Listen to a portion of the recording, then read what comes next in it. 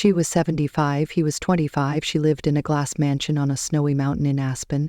He lived in a rusted trailer outside a gas station in rural Idaho. She had over $6 billion in assets, global influence, and a name that carried weight across the financial world.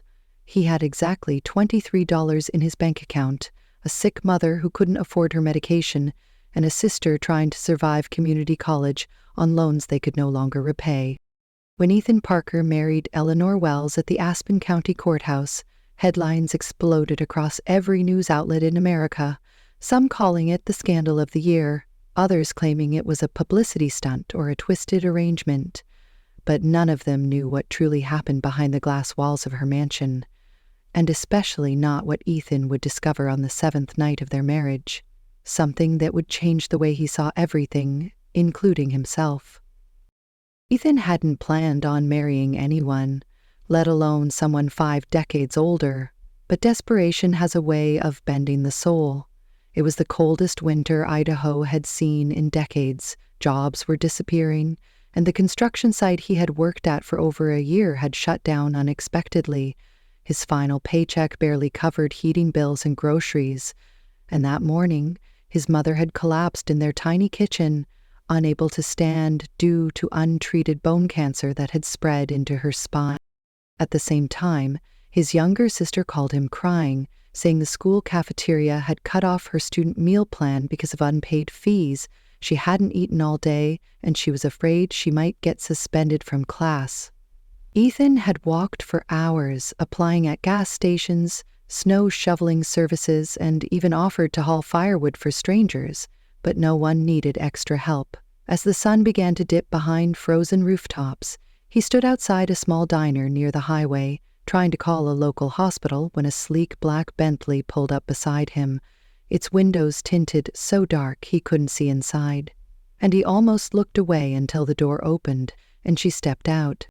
Tall, elegant, wrapped in a silver coat that shimmered under the orange sky, her white gloves perfect, her expression unreadable, the woman moved like someone half her age, but carried an air of stillness. Like everything around her paused when she entered the frame. She spoke his name before he could ask hers. "You're Ethan Parker, correct?" she said, her voice calm, her words chosen like a lawyer in court. He nodded slowly, unsure if she was mistaking him for someone else. "Yes, ma'am, but I'm not sure how you know me." "I know a lot of things, Ethan," she said without blinking. "I know about your mother's diagnosis, your sister's financial aid issues, your father's death, and the 3 different payday loans you've defaulted on. I know where you sleep at night and how much gas you have left in your tank." Ethan's throat tightened, his fingers curled. He had no idea who this woman was, but every word she said rang true. "How do you know all this?" he asked, his voice shaking. "Because I make it my business to know," she answered. "And now I want to make you an offer." "What kind of offer?" he asked. "Marry me."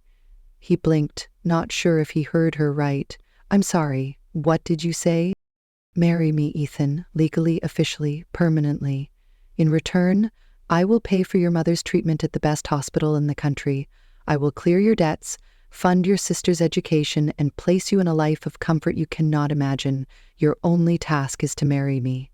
He stared at her, the wind blowing snow across the parking lot, everything around them fading into silence, and in that strange stillness, he realized she wasn't joking. There was no smile, no hesitation. This was real. He didn't know who she was or what she really wanted, but that night, after hours of silent reflection and the weight of his mother's labored breathing echoing in his head, he made the call. 7 days later, he stood in front of a judge in a suit that didn't fit, signed the marriage license with a hand that wouldn't stop trembling, and tried to silence the voice in his head asking what price he had just paid. When he arrived at her mansion that night, expecting silence, awkward dinners, and a cold bed, what he found instead would unravel everything he thought he knew about the past, about power, and about love itself. Ethan Parker was the kind of man most people overlooked, tall but often hunched from years of physical labor, quiet by nature, and constantly alert as if expecting something bad to happen, which, in his case, usually did. He had grown up in a small town in southeastern Idaho, where winters came early and jobs vanished quickly. His father, Daniel Parker, had been a carpenter, a man of few words and many regrets, who died in a scaffolding collapse when Ethan was only 14, leaving behind nothing but unpaid bills, an old pickup truck, and a family that barely knew how to function without him. After his father's funeral, Ethan dropped most of his dreams quietly, as if putting them in a box no one would ever open again. College was never discussed. Art school was mentioned once and dismissed immediately. Instead, he picked up odd jobs at farms, garages, and construction sites, eventually working full-time at a lumber mill until it closed due to bankruptcy and automation. His mother, Margaret, had worked in a bakery until her hands grew too stiff from rheumatoid arthritis, and by the time her cancer diagnosis came, they had no savings left. The trailer they lived in was old, water-damaged, and barely held together with duct tape and hope. Most days the heating barely worked, and when the power bill arrived, they played a quiet game of guessing how many nights they could survive in the dark. Ethan's younger sister, Sophie, was a bright and hopeful contrast to all of it. Studying nursing at a community college 2 towns away, she had dreams bigger than Idaho, bigger than poverty, and Ethan had promised himself he would never let her drop out, no matter what it cost him. But now even that promise was fraying. Debt collectors called daily. His boots had holes in them, and the phone he used to look for work had a screen so cracked it was barely usable. He was only 25, but the weight on his shoulders made him feel twice that age. By contrast, Eleanor Wells was known in elite financial circles as one of the most formidable women on Wall Street. A legend in the investment world, she had founded Wells Capital Group in the late 1980s and had built it into a multinational empire that managed portfolios worth hundreds of billions of dollars. She owned real estate across 4 continents, had a private jet, appeared in Forbes more times than anyone could count, and her mansion in Aspen, Colorado, was said to have been designed by a European prince and imported brick by brick. Yet, for all her wealth and visibility in the corporate world, she remained deeply private, rarely seen at galas, never on social media, and known for traveling with a security detail that rivaled that of foreign dignitaries. Most people assumed she had been married at some point, but no husband was ever publicly confirmed. No children appeared in interviews or estate filings, and when asked about her personal life, she often replied with a slight smile and said, "Business is my only heir." Her mansion was located just outside the main town of Aspen, accessible only by a long winding road that cut through acres of private forest and opened up to a property so large it required its own internal transportation system. The house itself was constructed mostly from steel, glass, and imported stone, its sharp angles and clean design giving it an almost futuristic look. Yet inside, everything was warm tones, custom woodwork, and soft lighting, blending technology with elegance in a way that felt both intimidating and oddly inviting. A full staff managed the property, including chefs, housekeepers, groundskeepers, and private guards. Yet very few people had actually seen Eleanor in person within the house.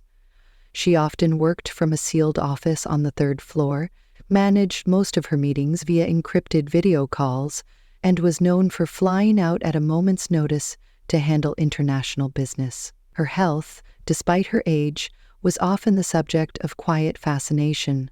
She walked without assistance, never appeared tired, and was rumored to swim laps in her indoor pool every morning before 6. Ethan had no idea what world he had just stepped into when he signed that marriage license, but from the moment he arrived at the mansion, escorted by a driver and met by staff in uniform, he realized he was somewhere entirely outside the boundaries of the life he knew. The gate alone was taller than any building in his hometown, and the road leading to the main house was lined with statues, perfectly trimmed trees, and cameras so discreet they felt like shadows watching every move. He was led to a guest suite larger than his entire trailer, with heated floors, a view of snow-covered mountains, and a closet filled with designer clothing that still had tags on it. He wasn't just overwhelmed, he felt erased, replaced by someone he didn't recognize wearing shoes too expensive to belong to a man who used to count coins to buy gas. What struck him most in those first few hours was how little emotion there was in the air. The staff were professional, but distant, every movement practiced, every greeting rehearsed, and no one ever made eye contact unless absolutely necessary.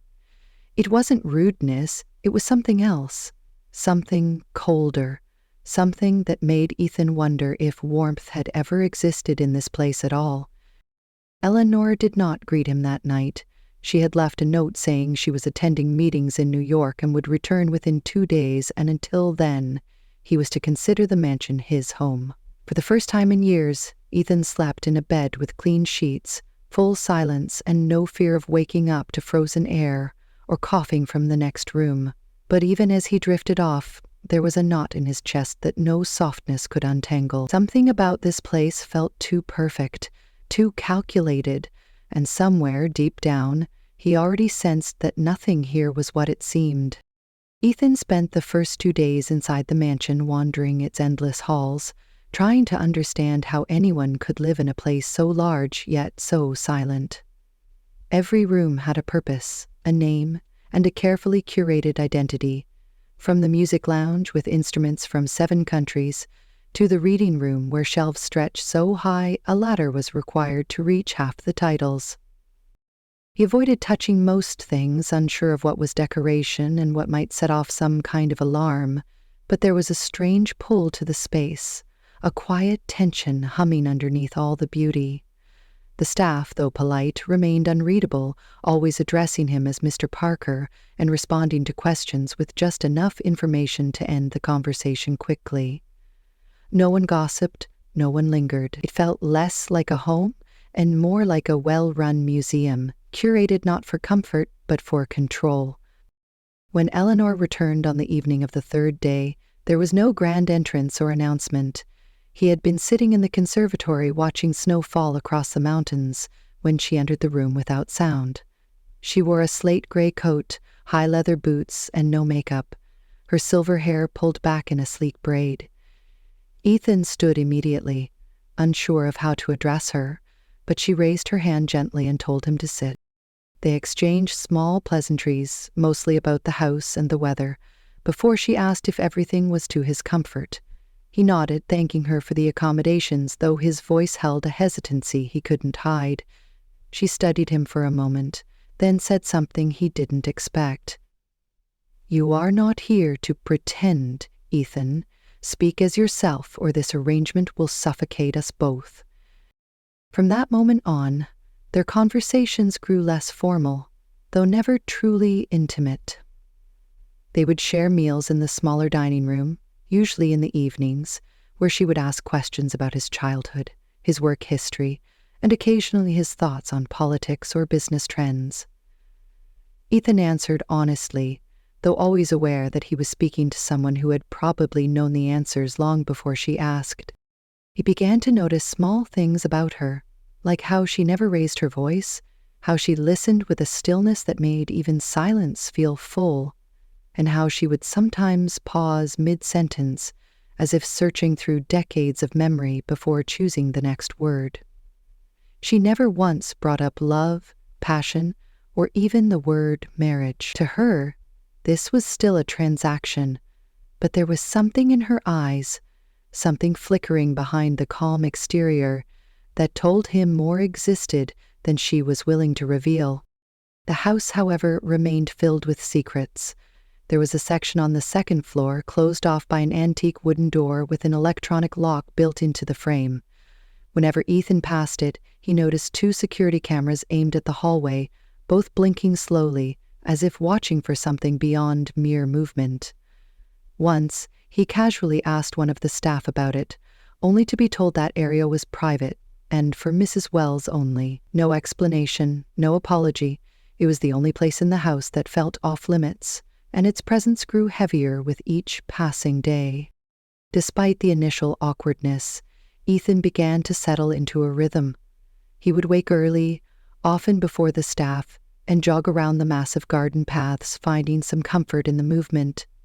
Then he would read from the library, attend short meetings Eleanor requested him to sit in on, and sometimes help the groundskeepers when he could sneak away unnoticed. He had not touched his personal bank account since arriving, yet every bill from his old life was mysteriously paid. His mother had been transferred to a top-tier medical center in Chicago, and his sister called crying the day she received a full scholarship letter with a handwritten note attached saying, "You now owe the world your brilliance." Ethan was grateful, but he could not relax. There was an unease inside him, not because of discomfort or regret, but because something didn't make sense. Eleanor had given him more than anyone ever had, yet kept him at arm's length emotionally. She was always watching, always measuring, and though she never touched him, never spoke of affection, her eyes sometimes lingered in a way that unsettled him. One night, after dinner, she asked him to walk with her in the inner courtyard, a space filled with rose bushes, somehow blooming despite the frost. She walked slowly, hands behind her back, and told him stories from her early years. How she had started her first company in a one-bedroom apartment with 3 phones and no assistants. How she had once been laughed out of a boardroom for being too old, too female, too direct. Her voice was calm, but her eyes burned when she spoke about the men who had tried to take credit for her work, the journalists who reduced her success to luck, and the partners who vanished when things got difficult. That night, she paused beside a stone fountain and looked directly at Ethan. "Most people only ever see what they want to see," she said. "They see age and wealth and assume control, but there is no power without sacrifice, and there is no sacrifice without loss." He didn't know how to respond, so he stayed quiet, but something about her tone made the air feel heavier. She reached out, not to touch him, but to hand him a key. "This is for the studio," she said. "There's art there, pieces from my past. I think it's time you saw something of me that isn't just numbers and walls." He took the key and nodded, unsure if this was a gesture of trust or another test. The next morning, he visited the studio, a converted glass space at the edge of the property. Inside, sunlight poured through the ceiling, illuminating hundreds of paintings, sculptures, and sketches, some clearly professional, others more personal, raw, filled with color and emotion. He walked slowly, absorbing each piece, until he reached a portrait that made him stop completely. It was a man, smiling, arms crossed, standing in front of a construction site. There was something familiar in the jawline, the eyes, the shape of the mouth. He leaned closer, heart racing, and read the inscription beneath it. Daniel, 1978. His father's name. He stumbled backwards slightly, blinking in disbelief. The resemblance was too clear. The date matched his father's age, and the artist's signature at the bottom read E. Wells. He wanted to ask questions, to demand answers, but he wasn't ready yet. Not until he understood more. Over the next few days, he searched the house in small ways, looking at photo albums left in common rooms, reading guest logs, tracing initials on old books. He found nothing else with his father's name. But there were gaps, blank pages where something had clearly once been and was now missing. Meanwhile, Eleanor continued as usual, discussing investments, reviewing reports, hosting short meetings with international clients through large monitors. She never mentioned the painting, never asked if he had visited the studio, and never changed her behavior. But her presence grew more complex to Ethan. He started to see moments of vulnerability, the way her hand trembled slightly when she poured her tea, how she paused at stairwells and glanced behind her as if checking for someone, how her shoulders slumped briefly after long conversations before quickly straightening when she noticed someone watching. He no longer saw just power, he saw pain, carefully arranged behind posture and silence. One evening, during dinner, she looked up and said quietly, "Do you know what I envy most about you, Ethan?" He shook his head. "You still believe people are just people, that circumstances shape us, not motives. I used to believe that too." He looked at her carefully, trying to read beyond the words. "Are you saying I shouldn't believe that anymore?" "I'm saying," she replied slowly, "that someday you may learn that people are far more intentional than they appear." She stood then, leaving the room with nothing else said, And Ethan sat there, his appetite gone, wondering if he had just been warned or welcomed. It was clear to him now that the marriage was more than a rescue for him. It was a plan, a strategy formed by someone who always thought 10 moves ahead. But why him? Why now? Why his family? He couldn't answer that yet, but he was starting to suspect that he had not been chosen at random. He had been selected, and if that were true, then somewhere in this house, in this woman's life, was a truth that involved him more than he could possibly understand. And whether he was ready or not, it was time to start digging. 3 days passed, and though Ethan tried to act like nothing had changed, his thoughts were spiraling in every direction.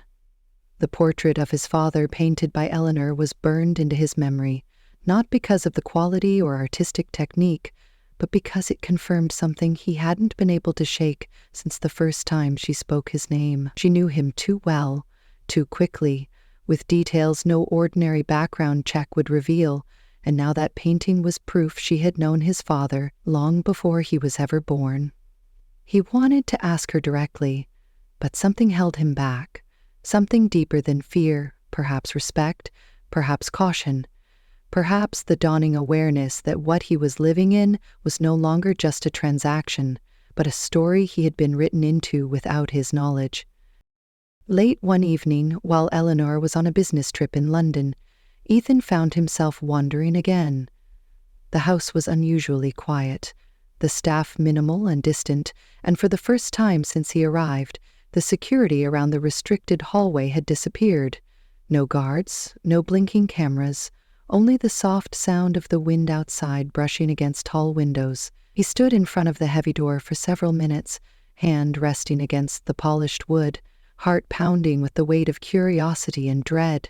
Slowly he pulled out the ring of access keys she had once given him for the studio, hoping one might work here as well. The third key slid in, and with a soft click, the door opened. The room behind it was dimly lit, covered in layers of dust that suggested it hadn't been entered often. It was not a vault or laboratory as he half expected, but something far more intimate. The walls were lined with framed photographs, newspaper clippings, and handwritten letters, many of which had yellowed with time. In the center stood a long table, and upon it was a series of leather-bound journals, organized chronologically. As he stepped closer, Ethan felt as though he had crossed into another lifetime, one that ran parallel to his own, but hidden beneath layers of wealth, ambition, and heartbreak. He picked up the first journal. The name Daniel appeared more times than he could count. The entries were filled with longing, confusion, anger, and above all, love. Eleanor had written about meeting a young contractor named Daniel Parker in New York City during the summer of 1978, how she had hired him to help renovate the first office of her new company, how their late-night conversations turned into something deeper, something real. Over the course of 2 years, their relationship grew in secrecy. She was 10 years older, already wealthy, already targeted by media, while he was still finding his footing. They spoke about marriage, starting a life together, even children. There were photos to prove it, moments frozen in time where Daniel and Eleanor stood arm in arm, smiling beneath skylines and sunrises, a couple full of promise. But the tone shifted sharply in later entries. One morning, Eleanor wrote about Daniel pulling away, making excuses, saying things she hadn't expected. He told her he couldn't marry her, that people would never accept their age difference, that he didn't want to live in her shadow. There was a confrontation, a public humiliation at a charity gala where he introduced another woman as his date only days after they had spoken of moving in together. Eleanor's words turned bitter after that. She described betrayal not just of love, but of identity, that she had opened her world to someone who used it for elevation and then discarded her like a stepping stone. Ethan read faster, barely blinking, until he reached a journal dated 2 years before Daniel's death. In it, Eleanor mentioned learning that Daniel had returned to Idaho, married someone local, and had a son. The entry ended with a single line, "I never had my closure, but I will have something of his. I will wait until he cannot deny me. I will find the blood that carries his face." The weight of that sentence dropped onto Ethan like a cold flood. He sat down slowly, trying to breathe through the whirl of realization. He hadn't been chosen because he was desperate or noble. He had been chosen because of who his father was. This marriage had never been about generosity. It had been about unfinished vengeance, a plan forged in grief and sharpened over decades. He put the journal down and turned toward the wall of photographs again. Now he recognized the progression. Early smiles became strained glances. Joint business plans turned into annotated legal documents showing division of property, timelines, lawsuits. And then, at the very end, photos of Ethan, taken in secret, at construction sites, on his way home from work, with his mother at the hospital, with his sister on campus. She had been watching him for years, waiting for the perfect moment to make her move. Behind him, the sound of footsteps broke the silence. He turned sharply and saw her standing in the doorway. Eleanor had returned early. She wasn't surprised to see him in the room. Her expression was unreadable, but her voice, when she spoke, held no anger. "I wondered when you'd find your way here." He opened his mouth to speak, but she raised her hand gently. "Let me say it first. I want you to understand the truth, not from old words, but from me." She stepped into the room, walking slowly as if each step carried weight. "I loved your father, Ethan. He wasn't just a passing chapter in my life. He was my home for 5 years. I would have given him everything, but he couldn't see past what the world told him he should fear. He chose smallness. He chose safety.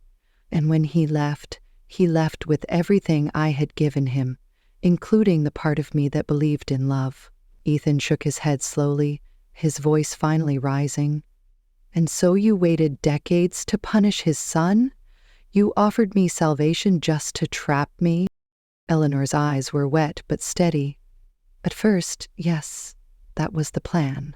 I wanted to make you dependent, to make you feel what I had felt. I wanted you to become mine only so I could finally let go of him. But something changed. You weren't him. You weren't selfish or cruel. You showed me respect, even when you were confused, even when you were afraid.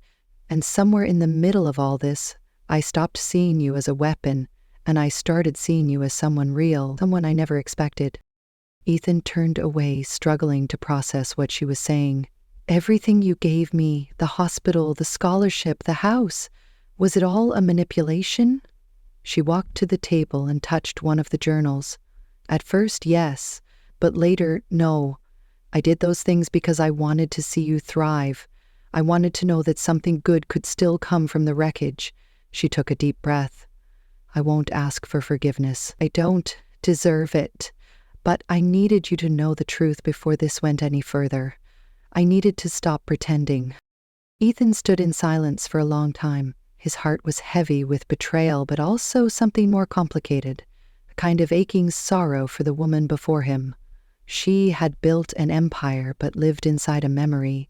She had waited 40 years for justice, but found only echoes of the love she had lost. Finally, he looked at her. "You should have told me the truth from the start." She nodded. "I was afraid that if I did, you'd walk away. Maybe I still am." They stood there, the room filled with remnants of a history he never knew existed, and the silence between them was no longer cold but human. Ethan didn't know what would happen next, but one thing was clear. He had stepped into a story written long before his time, and now he had the power to rewrite its ending. Whether that ending would be closure or something more remained to be seen, but the truth had finally been spoken, and nothing would be the same again. The next morning arrived heavy with silence. Ethan woke early, not because of any alarm or schedule, but because his mind refused to rest. The truth had changed everything, and though Eleanor hadn't spoken to him since their exchange in the hidden room, the weight of their conversation lingered in every corner of the house. He moved through the halls with a kind of careful stillness, unsure if he was still a guest, a husband, a hostage, or something in between. He no longer looked at Eleanor's empire the same way. Every painting, every corridor, every piece of polished marble reminded him that all of this had been born from ambition, brilliance, and grief. She hadn't just built wealth, she had weaponized it, designed it as a fortress for a wounded heart that never healed. And now he was inside that fortress, with the key to its final door sitting heavy in his hand. That afternoon, Eleanor requested his presence in the library, a room Ethan had always admired for its peaceful quiet. She stood near the fireplace, wearing a dark navy dress and no jewelry, her hair pulled back simply, her face bare. When he entered, she did not smile. She simply gestured for him to sit across from her. They remained in silence for several moments before she spoke. "I am not going to apologize again, Ethan. Not because I don't feel remorse, but because I know words won't undo what I've done. I also won't ask you to stay if that's not what you want. What I will say is that everything from this point forward, if you choose to remain, will be real. No contracts, no expectations. Just two people trying to understand what's left between them."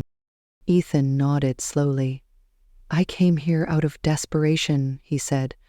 "I thought this was about survival, maybe convenience, but it became something else. I don't know when exactly, but I started seeing you not as the woman who rescued me, but as someone I respected, even admired. That's why the truth hit so hard, because I didn't think I was part of a plan. I thought maybe, just maybe, we were starting something honest." Eleanor looked at him, her expression unreadable, and in a low voice she said, "I never expected you to see me.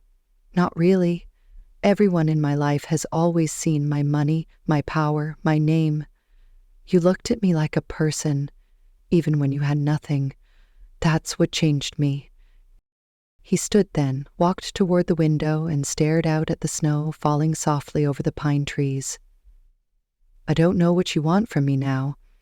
You say you don't want control, but control is what you've always known. If I stay, how do I know I won't just become another extension of your plan? How do I know this isn't still about Daniel?" She rose slowly and moved to stand beside him. "Because I don't love ghosts anymore," she said. "I used to. I worshipped them. But you made me realize that love doesn't survive in locked rooms.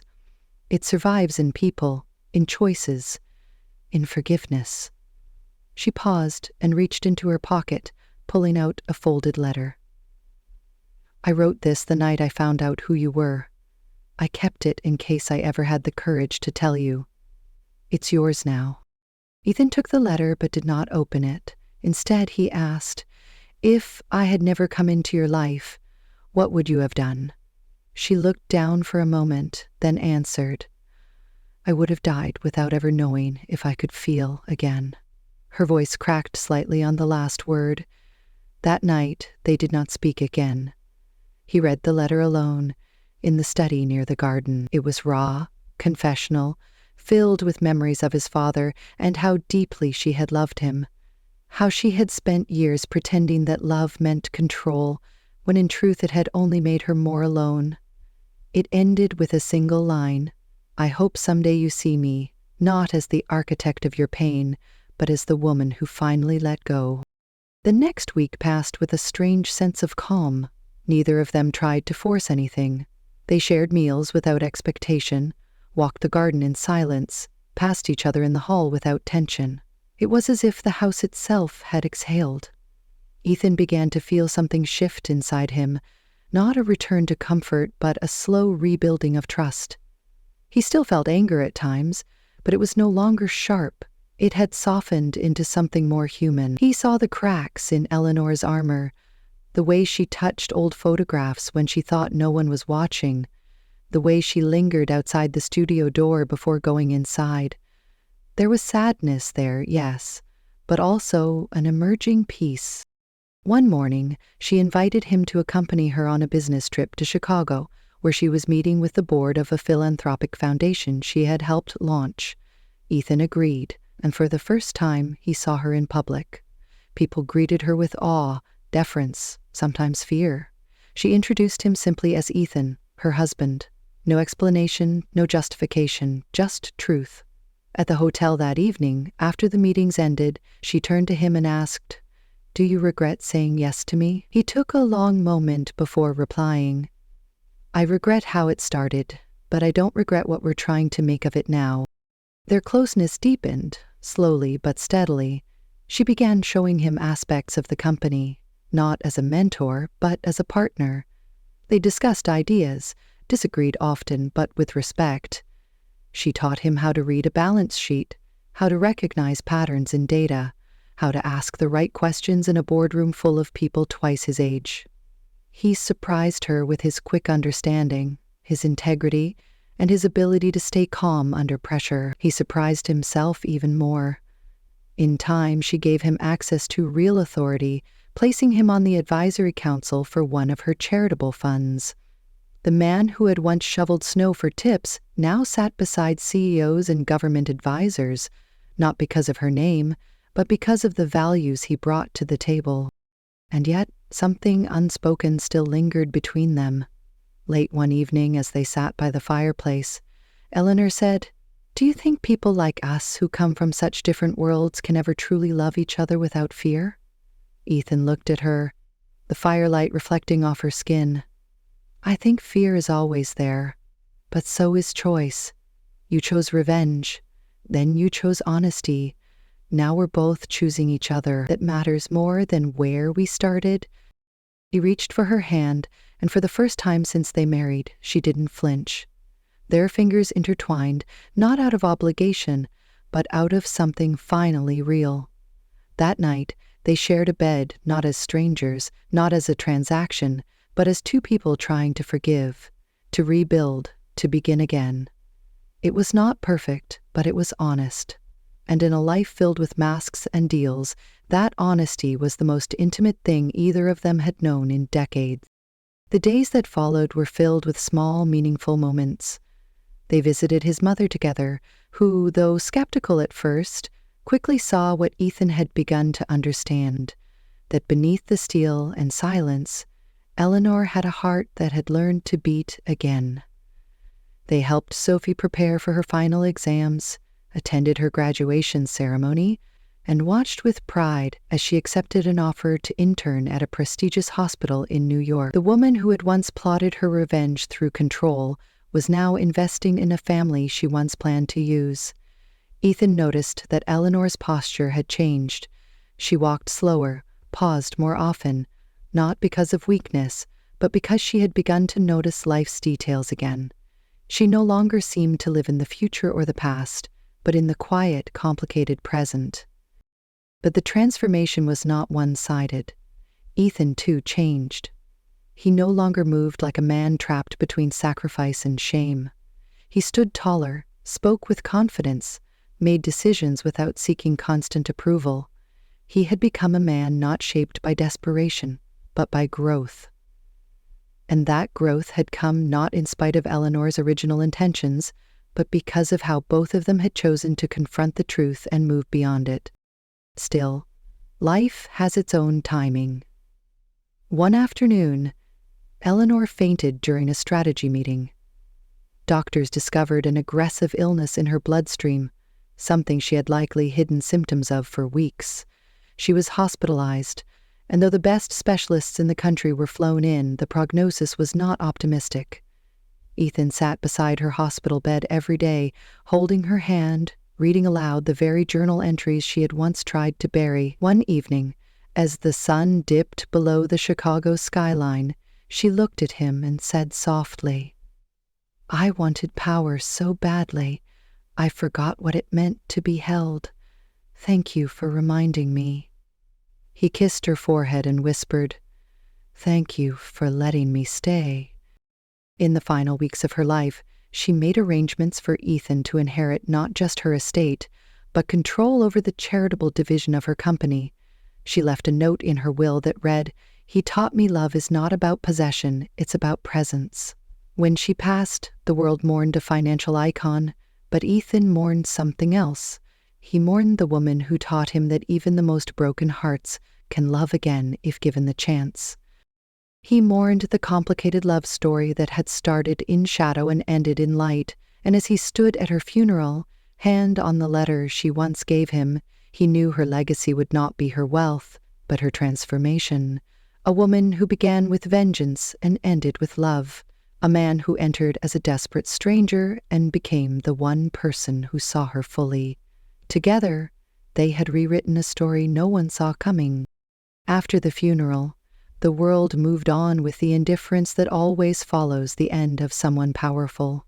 Headlines praised Eleanor Wells for her business brilliance, for breaking glass ceilings in finance, for building an empire from the ground up, but none of those articles spoke of the journals locked away in her house, or the way she had spent her final year quietly learning how to love again. Ethan didn't read any of the press.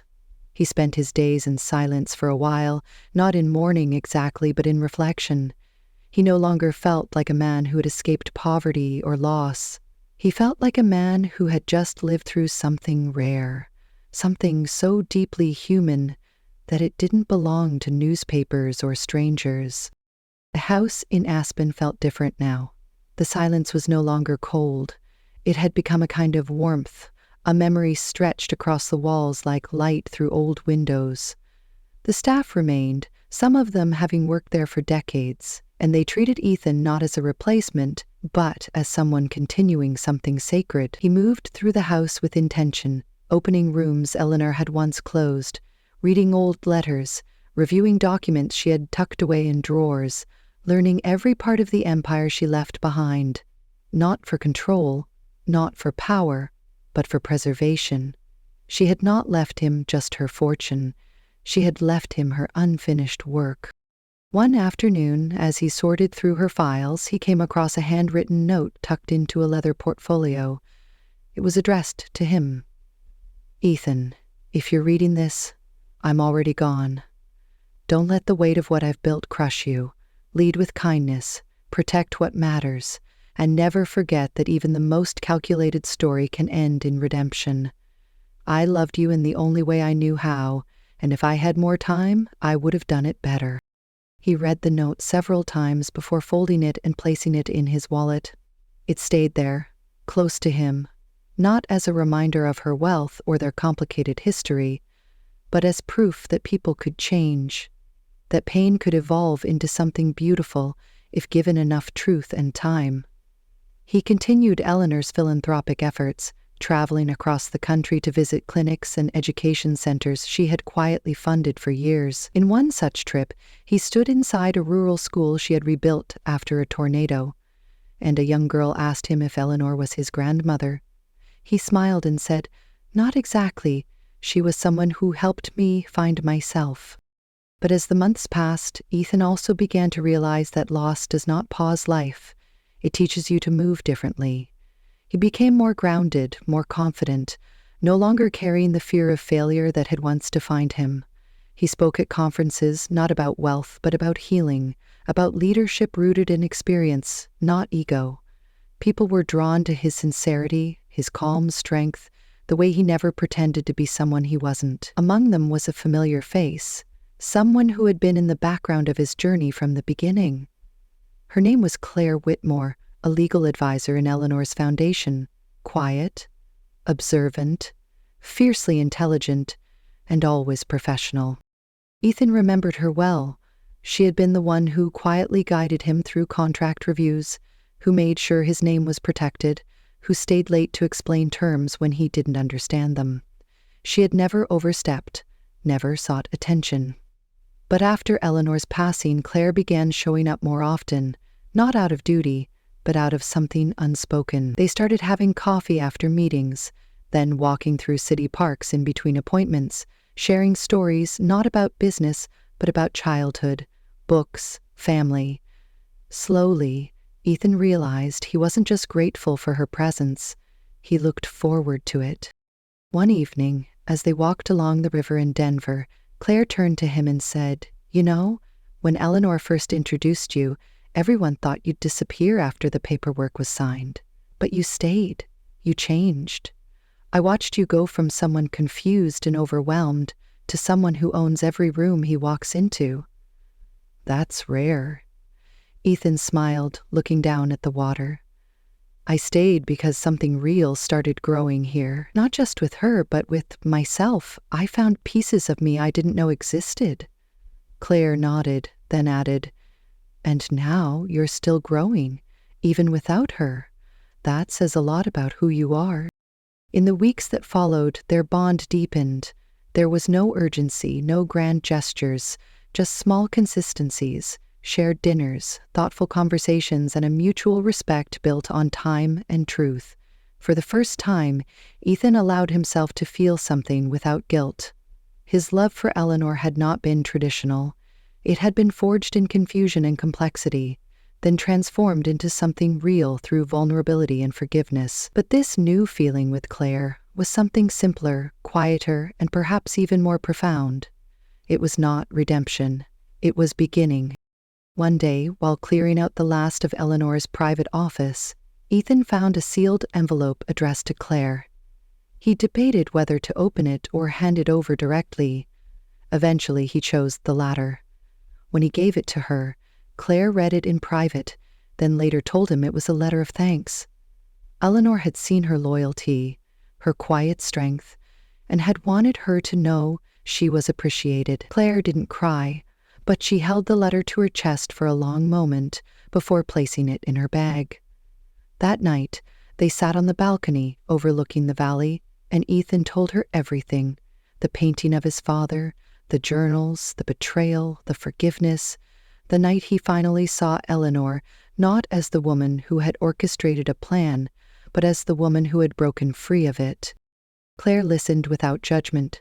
She reached for his hand when he finished and said, "That's the kind of love that rewrites people. It doesn't come often, but when it does, it doesn't leave you. It becomes part of who you are." Ethan nodded, understanding that fully now. Eleanor had become part of him, not as a shadow but as a lesson.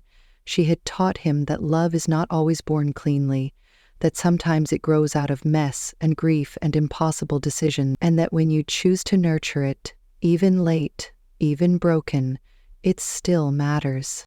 A year after Eleanor's death, Ethan and Claire married in a modest ceremony attended by close friends, former staff, and a few board members who had watched Ethan evolve from a lost young man into a leader of quiet conviction.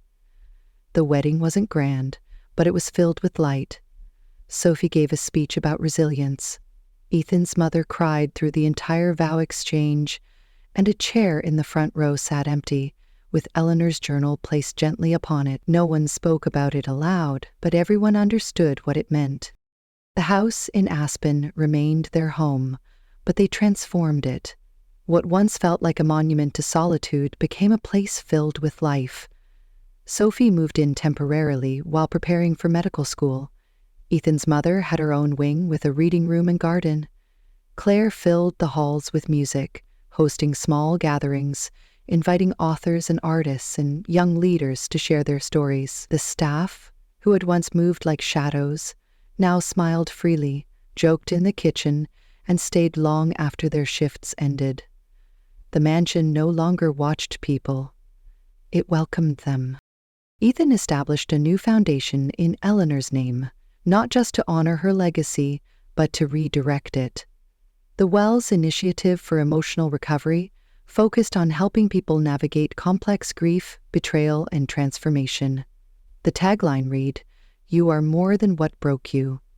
Ethan traveled the country sharing his story, not as a cautionary tale, but as proof that even the most unconventional paths could lead to peace. He never sugarcoated the past. He spoke openly about Eleanor's manipulations, his own anger, the moments he nearly walked away. But he always ended with the same words. "She chose to change, and I chose to stay. That's what saved us both." In quiet moments, Ethan would still find himself reading her journals, not out of longing, but out of gratitude.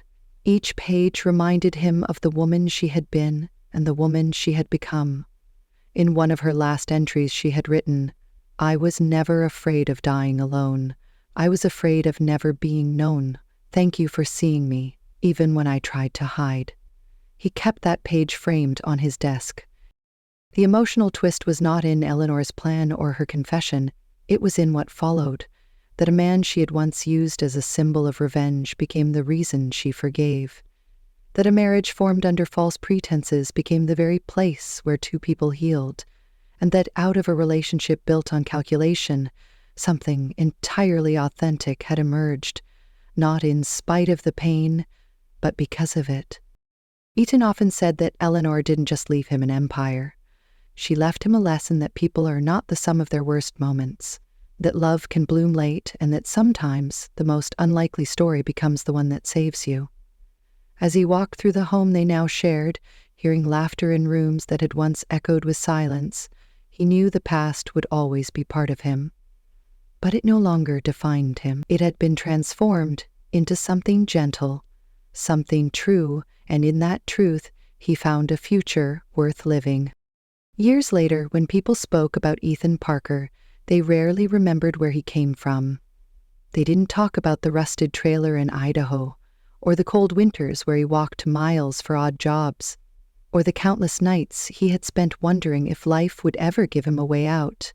What they remembered was the man who transformed a legacy built on power into one rooted in purpose. They remembered his voice at conferences, steady and sincere, his way of speaking about loss without shame and about love without performance. They remembered the way he honored the past without letting it imprison him, and how he carried Eleanor Wells's name not as a burden, but as a promise kept. In quiet interviews, when journalists asked him about the strangest moment of his life, he never hesitated. He would smile softly and say, "The strangest moment wasn't when she asked me to marry her. It was when I realized I loved her back. Because I didn't expect that, and neither did she. That's when everything changed."